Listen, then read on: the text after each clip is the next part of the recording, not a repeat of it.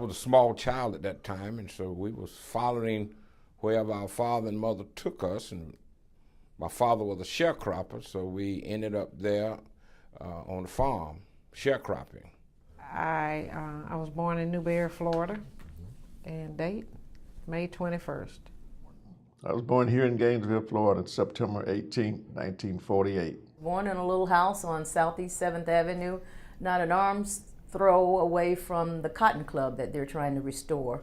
So I was born right near the Cotton Club. I walked to school on Southeast 7th Avenue to Joseph Williams Elementary, and I went to Lincoln High School right down the street. So it was a full service community. Well, I've always voted for the Democratic candidate for president, but the first one I can't recall when that was. Well, when I was growing up, you had to be 21 to vote. I turned 21 September 18th, 1969. I registered to vote in December, 2 months later. And I voted in, if I can remember, every election that was open to me since then. I was in 1976. Who was running at that time? I don't even remember. It was exciting because my mom went with me voting, and they showed me how to vote. So, you know, that was one of the things. And then, of course, she picked out the ones to vote for because I wasn't up on top of, you know, who to vote for, what the issues and stuff was. So she was the person that helped me through the mainstream. Well, actually, my husband, when I was married at 19, and my husband was 21 at the time. So he said, when it was time to vote, okay, do you have your voter's registration? I said, no. He said, well, we're going to get it. So he really inspired me to getting my voter's registration card and voting, because he's very political. So I followed suit. Then after that, we participated in all kinds of campaigns and just stayed active. I'm going to say it might have been Jimmy Carter. I don't remember how old I was when Jimmy Carter got elected, but it probably was Jimmy Carter. You know, I've never voted for anything other than a Democratic president. So I don't even remember the first one I voted for, but I remember the recent ones, like Clinton and of course Barack Obama. And I voted for Gore and Kerry and all of those. So I don't remember the first one, but I've always voted for a Democratic president. Well, first of all, Democrats, I believe, have a broader sense of what the issues are, whether it be health care, community service. I just feel that we have a broader sense of those type of things, and that makes us unique in itself. But I also feel that we contribute a lot by participation. The Democrats are usually involved in just about every aspect of the political arena. I'm more of a conservative Democrat. I like the social programs for the elderly and for people disabled. I think it's very important for us to take care of our elderly and our disabled, especially because, again, of giving back and our moral responsibility. Another thing about being a Democrat is I like the fact that we can empowerment through education. Education is always the tool, again, for knowledge. And those have the knowledge, have visions and stuff. And I think we could do it more so with educating through vocational and also employment training. Those are the key things. Another thing I like about Democrat is because of caring for everybody. I'm not saying other parties don't do the same, but one thing I particularly like for being a Democrat is that it's a wide spectrum where you, as an individual, look out for your fellow man. Again, being raised in a Christian family, you want to do that. You want to give back because that's the ultimate, my thing, supreme goal is to do that. You can't be selfish because when you be selfish, it suffers in the end. I see the Democratic Party as a party that searches for solutions to a myriad of problems that affects everyone. It's just like this tax situation. There are a lot of rich Democrats, but they're not jumping up and down saying, no, we shouldn't pay more taxes. They know what's fair. And the Democrats have always fought for what is fair, whether or not it's for education, the environment, taxation, voting. Whatever the issues are, the Democrats usually try to fall within the middle and do what's fair. Like I said, to whom much is given, much is required. The Democrats care about people. They want to help people.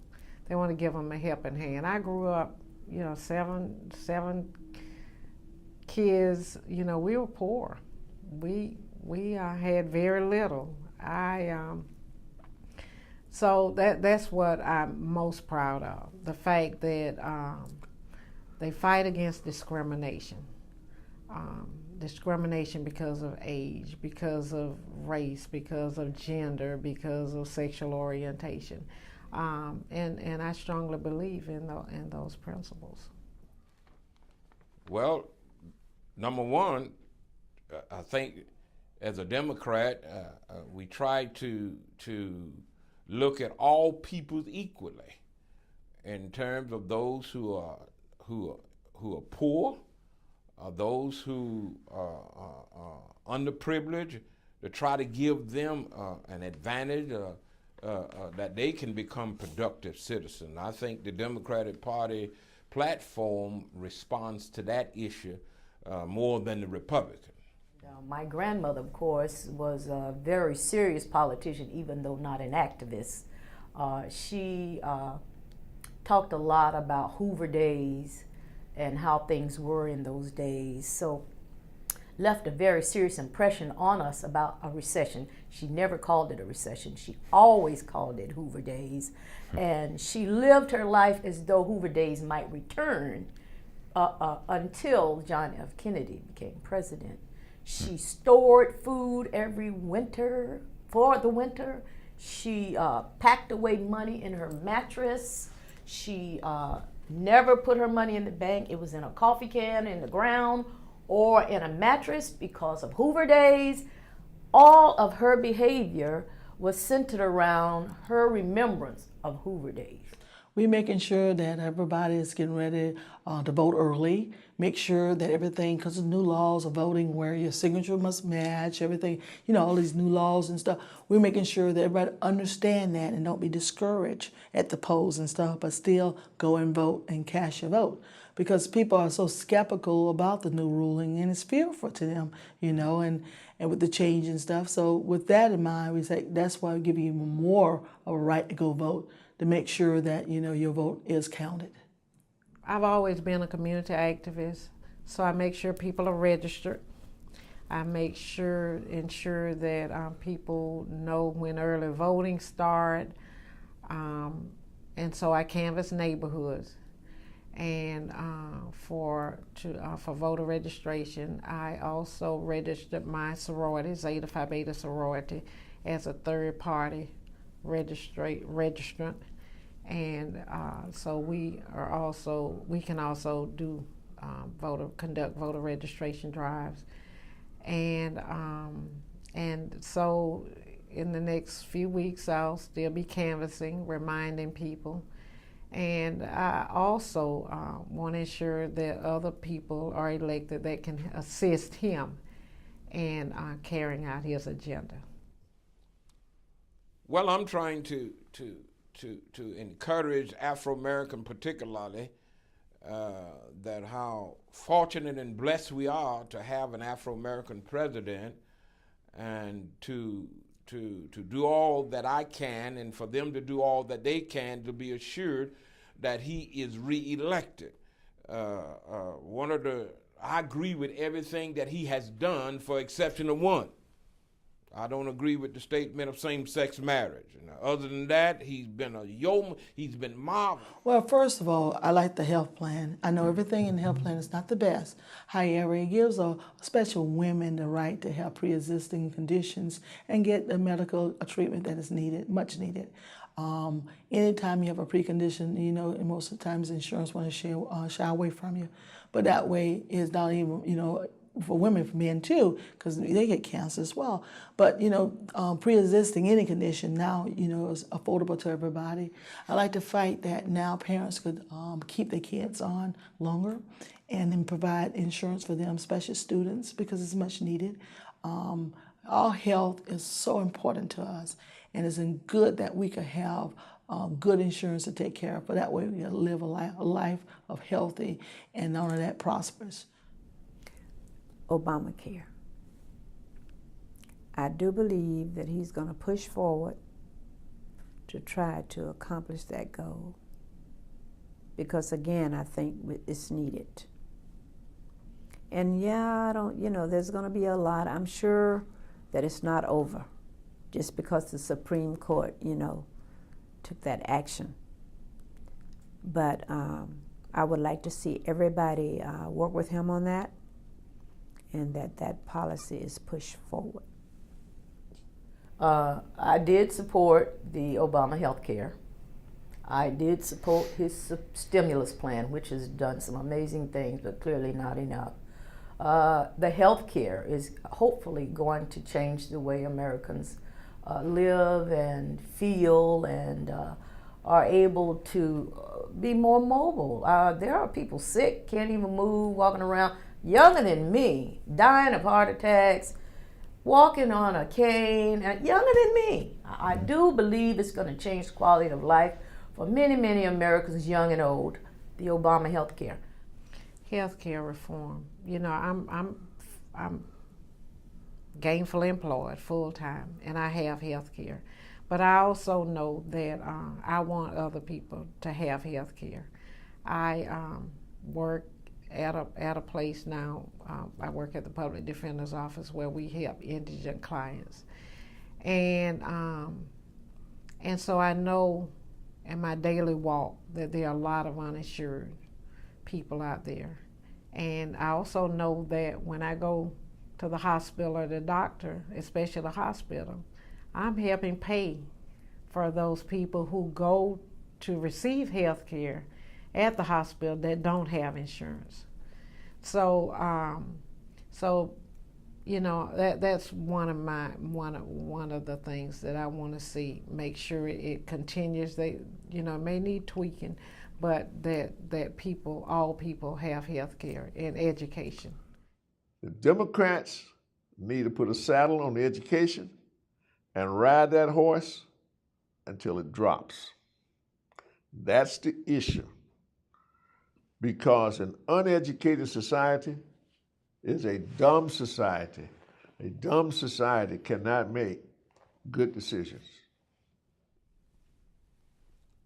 Well, I think as I said earlier, the decision that President Obama has done, and another thing that people need to realize and recognize, the problem that President Obama has, he inherited them. Not like he created them, and he's trying to resolve them. And to some degree, he has resolved some of them. Look at the bailout for the automobile industry. At least he tried and had been successful in that era. Now the unemployment has not risen as much as I would like for it, and I'm sure President Obama would like for it to be much higher. But you have to give him credit. He's doing all that he can do in spite of the opposition to try to turn that around, unemployment. Now the unemployment rate, I understand that is still down, but you got to understand too, when he resumed that office, things was not the best. And most often I admire him because he never made a mockery of it. You know, he did what he can to make sure it got better. He didn't fault nobody or point fingers or anything. He did what a president is supposed to do, assume the responsibilities and go forward with it. And that's what, in my opinion, he did. And so I commend President Barack Obama for being steadfast in the things that he attempts to do, and the way that he does it so professionally. Because I don't have the patience to put up with the kind of mess that the Republicans have in Washington, D.C., and even up there in Tallahassee. I couldn't put up with it. The assassination of Osama bin Laden. When it happened, I think the whole world was thrilled. But I don't know if you recall, I didn't see a lot of fanfare, compliments, and that sort of thing coming from the Republican Party.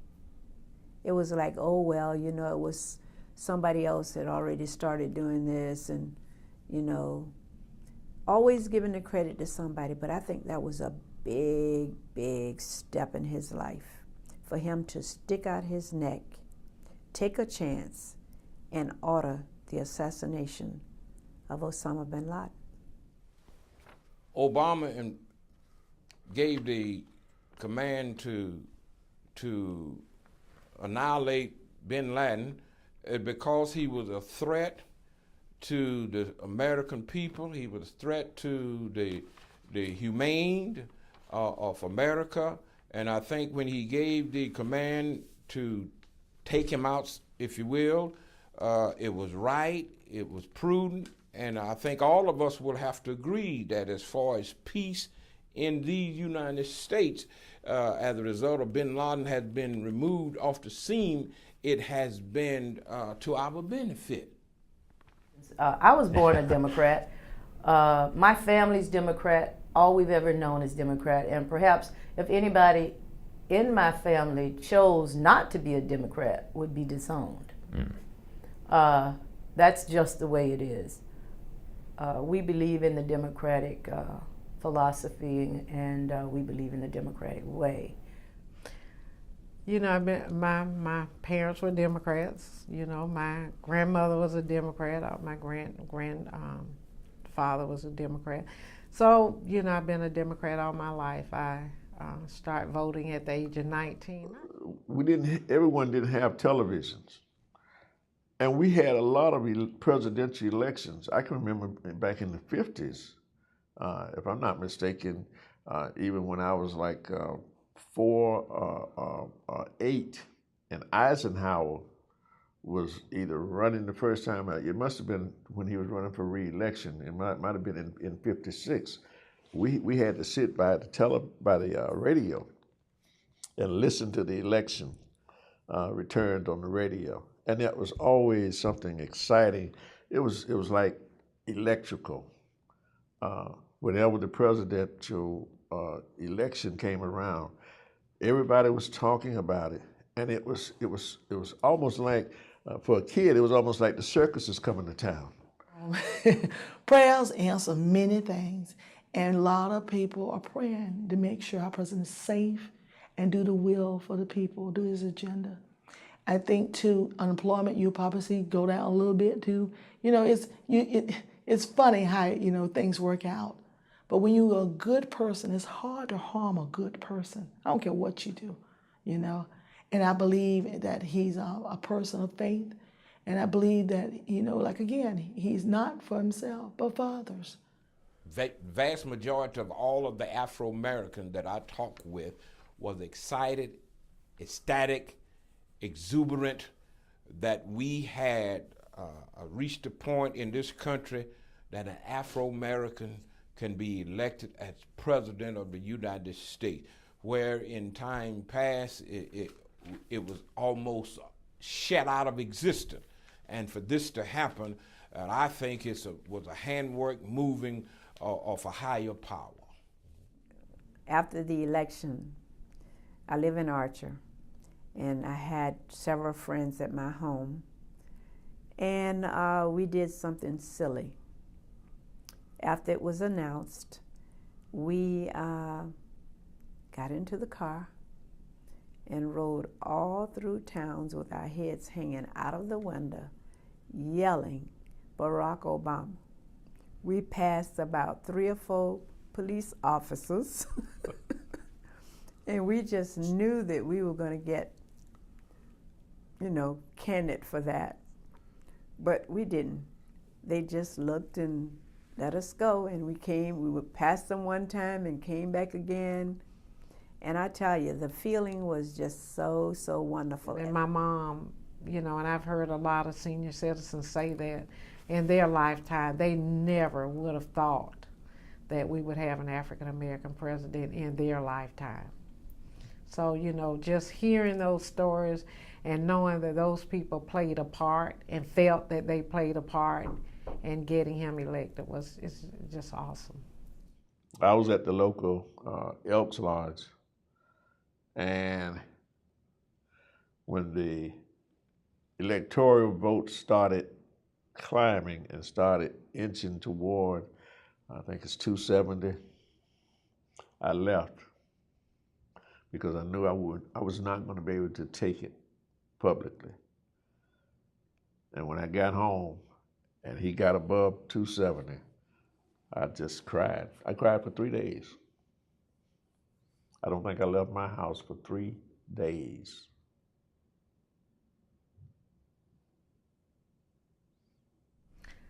I was shocked. It was disbelief. And I even went to Fox, which I very rarely go to. I remember what happened with 4 years ago with Gore, and I went to bed thinking he was president, woke up and I was like, oh no, please don't do this again.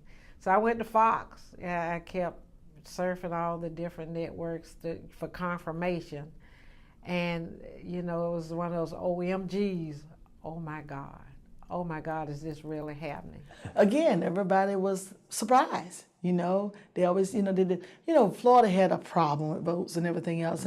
And when we had a recount and all that stuff, people lost, hope that, this could be, And when it happened, it shows, again, we restore the faith in our country that everything is possible.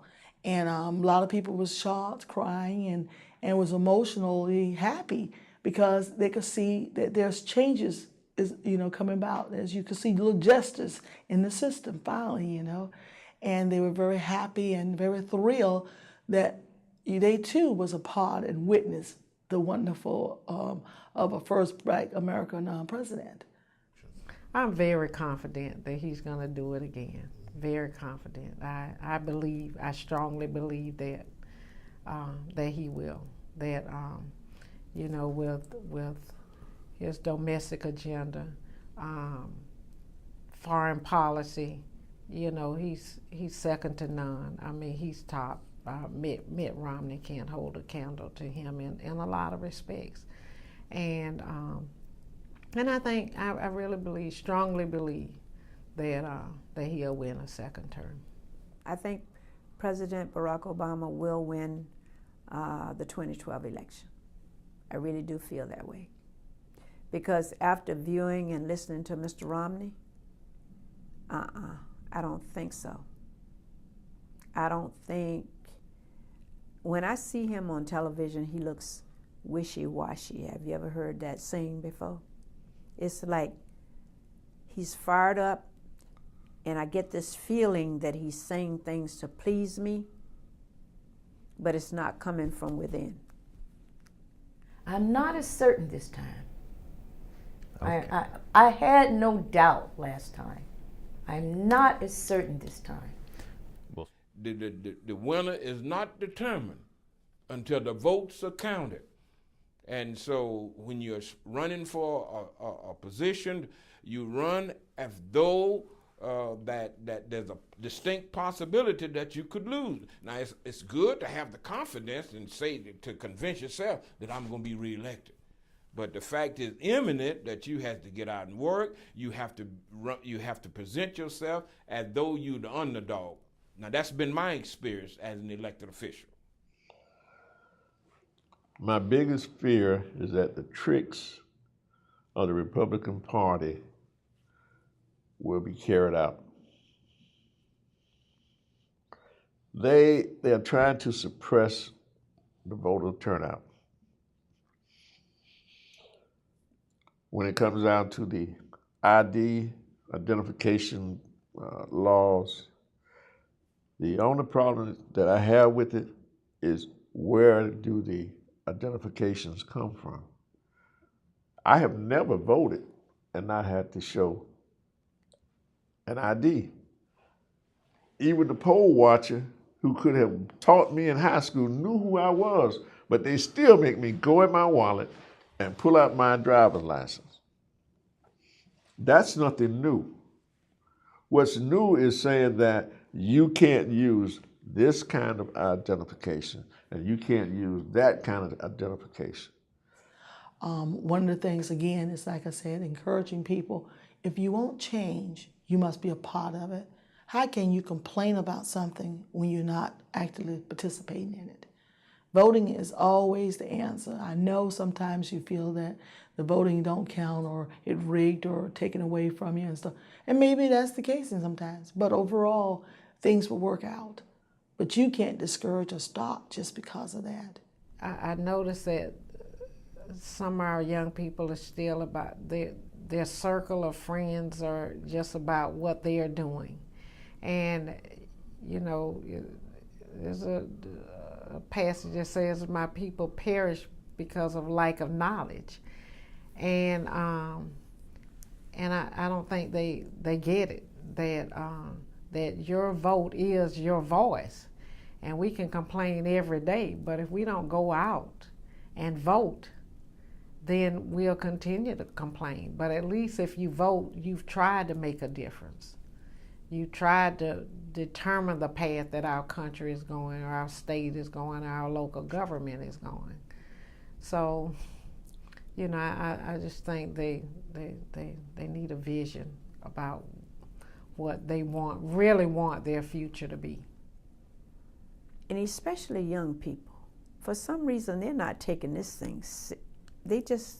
They're not like older people who are really into voting and registering and all of this stuff, you know. I just feel that some kind of way we're going to have to encourage more young people to step up to the plate, take some lead roles in our campaigns to ensure that everyone go to the polls. What's going on in America? You young people have got to take charge of your future. We're old and tired. You guys have got to start taking a lead. You gotta, or there will be no future for you. We'll be gone. You'll be left here with what? People who are just haters? I think that Dr. Martin Luther King would have been very, very proud of President Barack Obama and what he's been able to accomplish in such a short period of time. But I also think that he would have been very, very disappointed with the lack of participation from Congress and the Senate and the people that he works with. People pray a lot because they hope that that change would come about, and they felt their prayers was answered too. You know, they really felt that, you know, now you could see that we have hope. You know, the faith is moving on. You know, now you can really hold on to the faith. You know, because knowing that the first Black president, President Obama, was reality. You know, something they could see. You know, a part of. I think if you just speak from your heart about what you feel, you don't need a script. Mm-hmm. Write it down from your own heart, what you feel about what's happening in America and what you need to do about it, and then say that to your friends. But if you write it down, you'll start practicing it, you'll start saying it, and it'll be so easy to flow off your mouth and your tongue that you'll find yourself saying it to people whenever you get the opportunity. So take the time to write down what you're feeling in your heart and in your mind about what's happening in America or just in Gainesville. And then figure out what you can do about it and then start saying it to your friends. Because I never thought I would see this country grow in my lifetime. to that point. I knew it would happen one day because I had seen this country grow from when I was a little boy until the present. And so it's inevitable that it will grow and continue to grow. There are forces out there that are trying to stunt the growth, but they can't stop the growth. And there's a difference. They can stunt it, but they'll never stop it as long as there's a Democratic Party in existence.